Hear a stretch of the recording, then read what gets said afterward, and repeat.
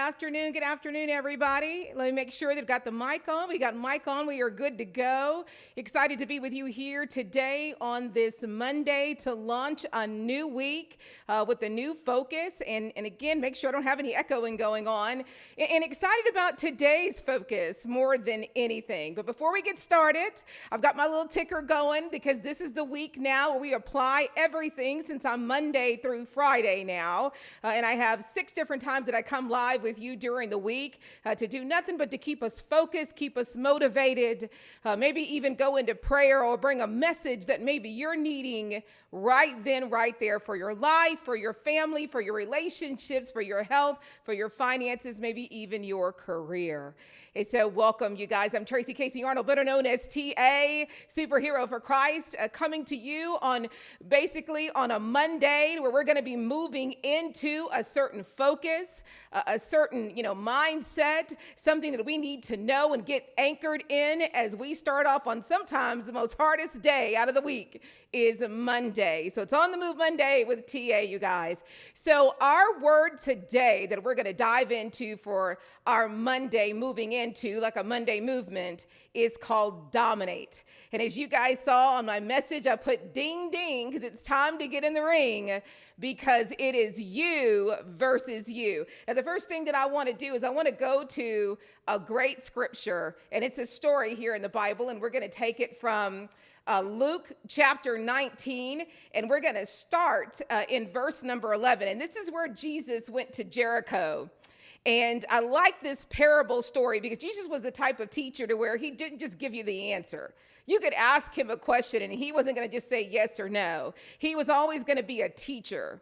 He was always going to share with you and break it down in a way that got you thinking, got you taking ownership, but would lead you to the water, get you to process in your own because he wanted you to grow into it, not just receive it. And so I love this, that he was all in Jericho and he was, kind of in the middle of everybody. And in verse 11, we're going to pick it up from here. This is a parable about 10 minas. It says, while they were listening, he went on to tell them a parable because he was near Jerusalem and the people thought that the kingdom of God wasn't going to appear at once.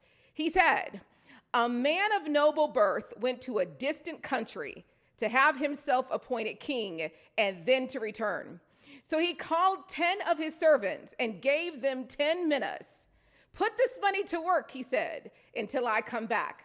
But his subjects hated him and sent a delegation after him to say, we don't want this man to be our king.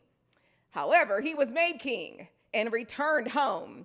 Then he sent for the servants to whom he had given the money to in order to find out what they had gained with it. The first one came and said, sir, your mina has earned 10 more. Well done, my good servant, the master replied, because you've been trustworthy in a very small matter. Take charge of 10 cities. Woo! The second one came and said, sir, your mina has earned 5 more. His master answered, you take charge now as a gift of 5 cities. Then another servant came and said, sir, here is your mina back. I have kept it, laid it away in a piece of cloth. I was afraid of you because you are a hard man. You take out what you did not put in and reap what you did not sow. His master replied, I will judge you by your own words, you wicked servant. You knew, did you, that I am a hard man, taking out what I did not put in and reaping what I did not sow? Why then didn't you put my money on deposit so that when I came back, I could have collected it with interest? And then he says to the whole people standing by, take his mina away from him and give it to the one who has 10 minas. And everybody says, sir, he already has 10 minas. And he replied, I tell you that to everyone who has, much will be given. But as for the one who has nothing, even what they have will be taken away. But those enemies of mine who did not want me to be king over them, bring them here and kill them in front of me. Woo! Talk about a moment, right, you guys? Well, today our focus is a good one as we move into Monday. It's dominate. And so I've got some notes here, and I want to keep to what God gave me, which is why I kind of like this setup right here. And so my question I have for you after we heard that story in Luke is, number one, who are you? Who are you today? And who are you today in comparison to who you think God carved you out to be? Where are you at? How far are you from who you know you are to what you think God molded in clay or carved out for you to be? Are you walking and acting out who God ordained you to be? If God showed up tomorrow, and I know a lot of us are thinking he's going to show up any day now, right? So if God showed up tomorrow, would you be doing what he called you to do? Would you be able to show for the works that you've done since he's been gone?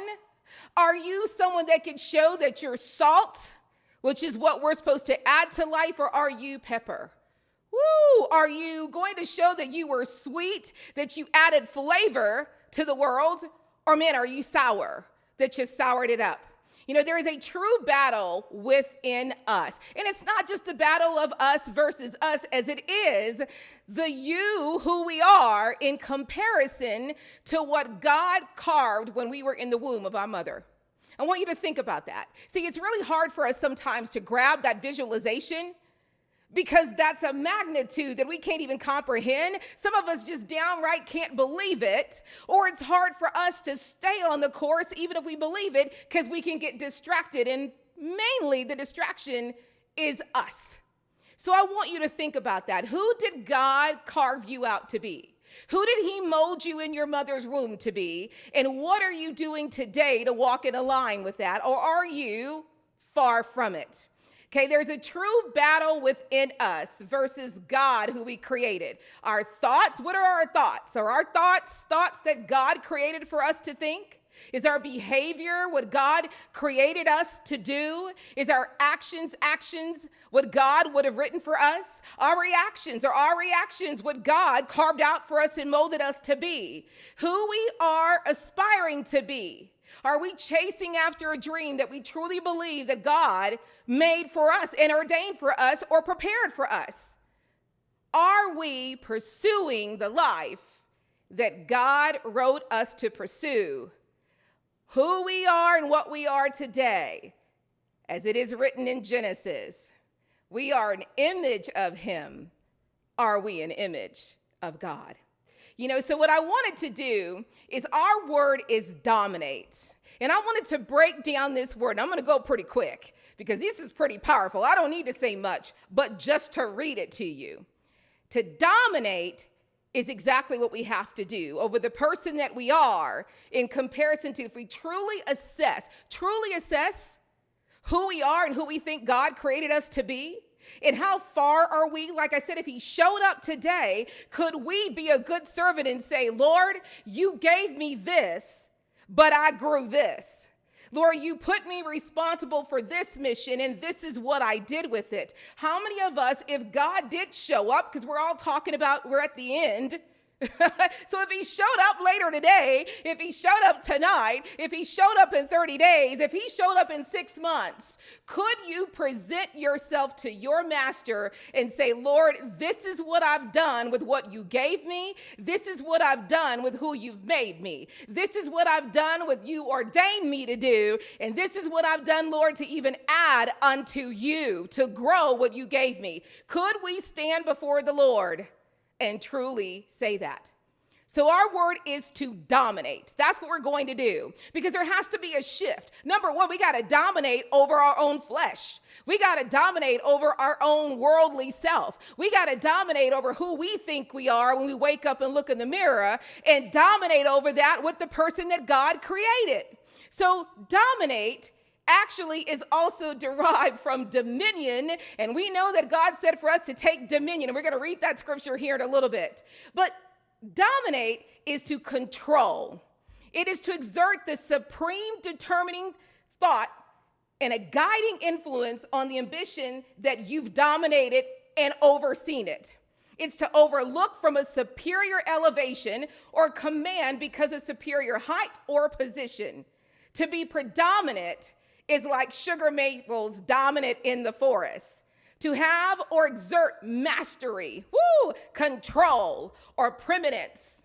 Okay, to occupy a more elevated or superior position. Let's go further. Let's look at some other synonyms to know what dominate and dominion means. Conquer, overpower, subdued, subject, subordinate, vanquish. This is what some of the synonyms mean. And then in Genesis 1:26-28, because God gave us the command to dominate. God gave us a command when he formed us in the image of who he is. God is not someone who was under, he's over. And he said, I'm going to make you like the image of who I am, so you will be over it. So how many of you guys are over the things in your life, or are you under it? How many of you guys are taking control of those things in your life, or you're letting it control you? Genesis 1:26-28 says, and God said, let us make man in our own image, after our likeness, and let them have dominion over the fish of the sea, and over the fowl of the air, over the cattle, and my goodness, over all the earth, and over every creepy thing that creepeth among the earth. So God created man in his own image. In the image of God created he him. Male and female, he created him into himself. And God blessed them, and God said unto them, be fruitful and multiply, and replenish the earth, and subdue it, and have dominion over the fish of the sea, and over the fowl of the air, and over every living thing that moveth upon the earth. How many of you guys are taking dominion over your life? How many of you guys are taking dominion and subduing the things that are happening in your life? How many of you guys are taking dominion and making your mind subjective to you? You know, in this moment, it's so hard, you know, when you truly feel that God's about to come in any moment. Lord, what should I be doing? Should I even be doing something? And to have that willpower, well, God just said, if you knew I was coming, then what would you be doing? It is about us standing in our position. It is about us taking authority over our life. It's about us taking authority over our situations. It's about us taking authority even over our emotions and truly standing in alignment to who God formed us to be in our mother's womb. And that means even when it comes to the way of the world, even when it comes to how everybody else is doing it, opposed to how would God do it, how everybody else is feeling about it, how would God feel about it? You know, if I'm walking in a career, am I walking in the career that God would want me to do? Based on everything that he's done in me, what he's shown me for the last 10, 15, 20 years, am I where I'm supposed to be? If God showed up today, could I even take what it is that he has given me, and I can really show forth that, Lord, I've been hard at work. I've stayed consistent. I subdued the mission over me, you know, that was over me. I subdued it to be underneath me. I've had victory. I've stayed the course. I've not start and stopped. I've been consistent, and I've been hard at work so much that what you gave me, Lord, look at what I've done with it. Because as Paul says in Corinthians, you are the master over it. You should be able to tell it what to do. And if God created us in his image, then we have authority over it. He said, be fruitful. He said, take dominion. He said, every single creepy thing, including creepy people, he said, may it be under us and not above us. How many of you guys are walking in a life right now where you're just submitting to everybody, submitting to your friends, submitting to people that you know, submitting and following along with the way of the world versus standing in your individuality that God created you to be? The word this week is to dominate. Dominate what you're working on. Dominate what is happening in your heart. Dominate what is happening in your mind. Dominate what is happening in your marriage. Dominate what's happening with your kids. Dominate what's happening to your health and your finances and your career. God said that, man, if you've lost your job, I've made you to actually be an entrepreneur. I've given you gifts. I've given you talent. But when we subdue ourselves to a job, then now we've got a ruler over us. P.S. Just saying it, just want to add that, where God says nothing should be controlling your life. I am the head. I'm over it. And he's given us things, but a lot of us are too scared. A lot of us don't believe in our worth or our value or our capability. We allow that unseen versus something that makes us feel secure to keep us from pursuing our dreams, our vision, our desires. And here's the thing, when you're walking with the Lord, those desires and those visions are ones he's given you. That's what he's calling you to do. That's what he's calling you to do unto him, because it has a purpose. It serves him. It serves his people. We serve each other. But if you're timid, if you're scared, if you're not dominant and you're passive, that is going to be really hard to fulfill. And again, just like the servant had to come back before the master was straight up, and the one who did nothing, who was scared, he said, man, off with your head. Wow. That's pretty straightforward about how we are to be dominating over our life, dominating over our future. Now, don't get me wrong. I know everybody is so worried about the elections, so worried about what is to come, and all these posts and people sharing with me things. Here's the signs, and these signs add up. The time is come. He's coming. We're about to go to tribulations, all of that. And the only thing I can think of is, okay, but I got to be busy at my Father's work. I've got to be focused over here. I can't be worried about that, because if my Father is on his way, if he is about to show up, if we're about to enter into tribulation, what am I doing? Am I just worrying about it? Am I crying about it? Am I heavy heart about it? And don't get me wrong, the weight of the world is heavy, but it's so important that we take dominion and we dominate those emotions. And you got to get around people that can help you to do that. You got to align yourself with people that are all serious about dominating their life as well. If we know the Father is on his way and the end is coming, and we believe in him, then it states that we are to be heavily at our work, heavily at it. And so here are some words real quick that I want to also give you, that I want you to think about, okay? This is the opposite of dominate and dominion. And I want you to ask yourself if this is you. Are you a follower? Do you submit when you fail and lose and just decide to quit or say it can't be? You take what that gives you and you throw your hands up in the air. Are you mismanaging and out of order and unorganized? Do you neglect the task? Do you struggle with obedience? Have you submitted to so many things that you don't even feel like your life is your life?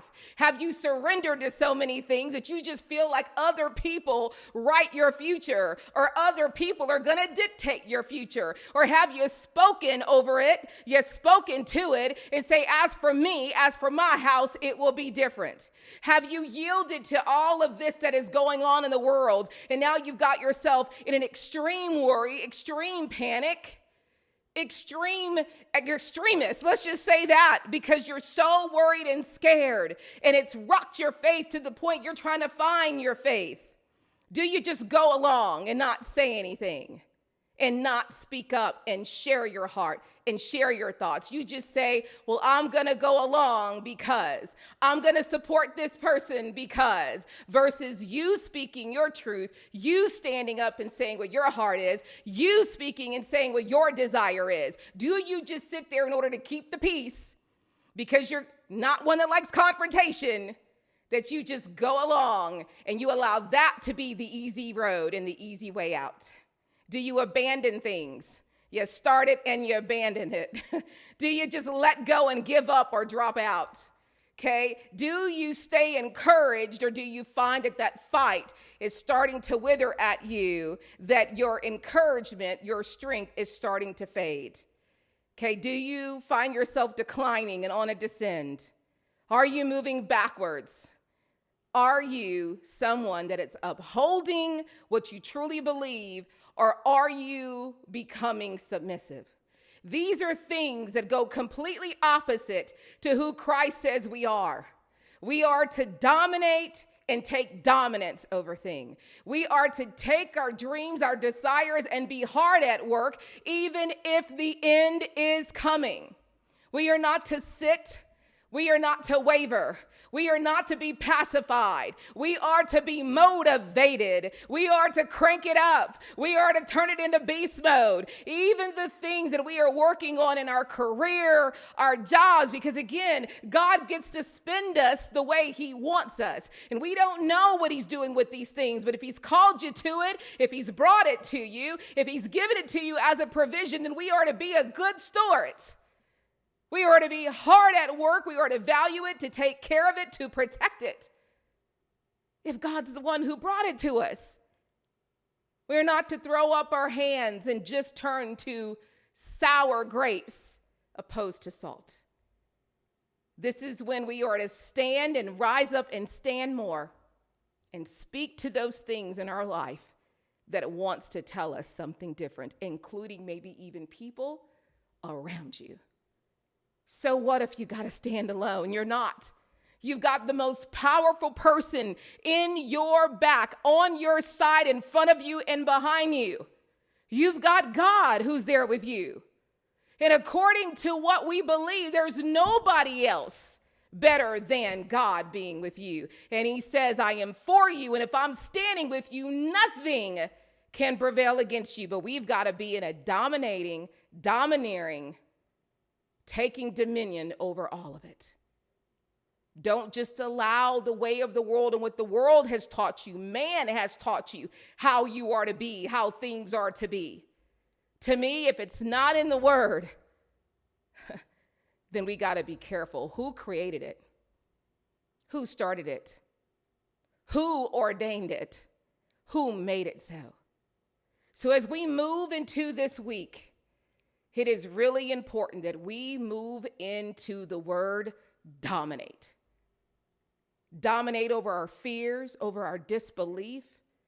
Dominate over our belief in the lack of our value and who we are and what we're capable of and what we're incapable of. Dominate over immobilization to get mobile and to get moving. Dominate over the things that you know God is showing you versus waiting for it to be handed to you. My God, go get it. This is where we are to be. And we are to be hard at work.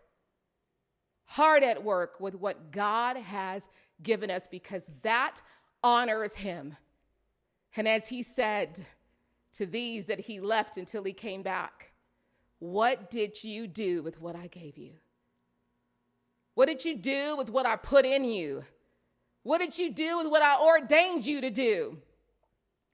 What did you do in regards to who I molded you to be? Have you been hard at work, or are you still waiting at the starting line? If God showed up later, are you standing in, acting, being, doing, and conquering and dominating over what God has said you are and what he's given you and what he's called you to be? So we need to move and to dominate over everything in our life this week. Our home, relationships, kids, career, finances, health, our peace of mind, our mindset, our vision, our future, our walk with Christ, being for Christ, and even when it comes to sharing him and being about thy brother and our sister next to us, whether we know their name or not. That is who God has called us to be, dominion over it, including, one more time, the creepy things in life. So before I log off, I want to go to a picture that I have. I wish I could share it. I probably should have popped it up. It's two quotes by Muhammad Ali, to me, one of the biggest champions of all. He says, the best way to make your dreams come true is to wake up. The best way to make your dreams come true is to wake up. Wake up this week. Get after what it is. Go get it, make it happen, go beast mode, be on fire, and honor God because he made you to be a victorious person. He made you to be a leader and not a follower. And then last, I love this one.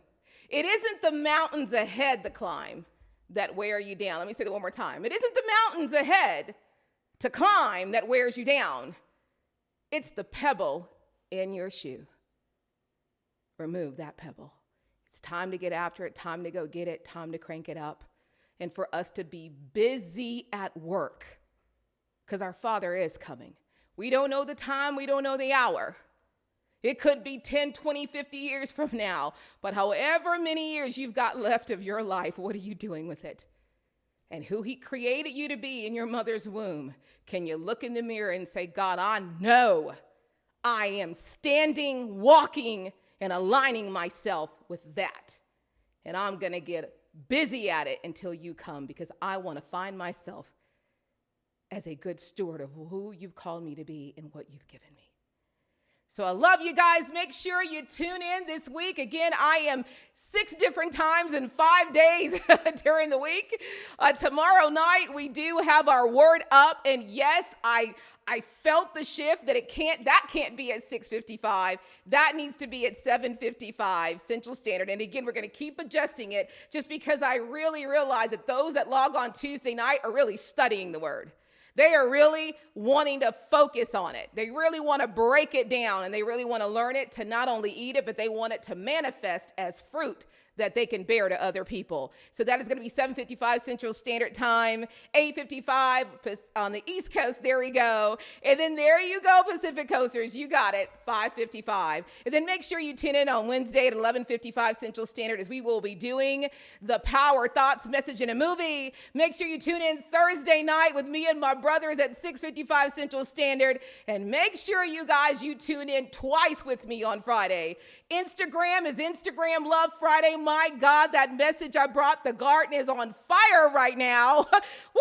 I literally posted my YouTube link and just seen it go viral, because it is talking about when trust is broken. How do you rebuild that foundation? And that is something everybody needs, because sometimes the reason why you're not dominant is because you're broken in a million pieces, and you need to know how to repair that.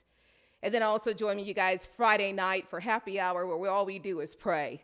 And we get shots, free open bar from the Lord.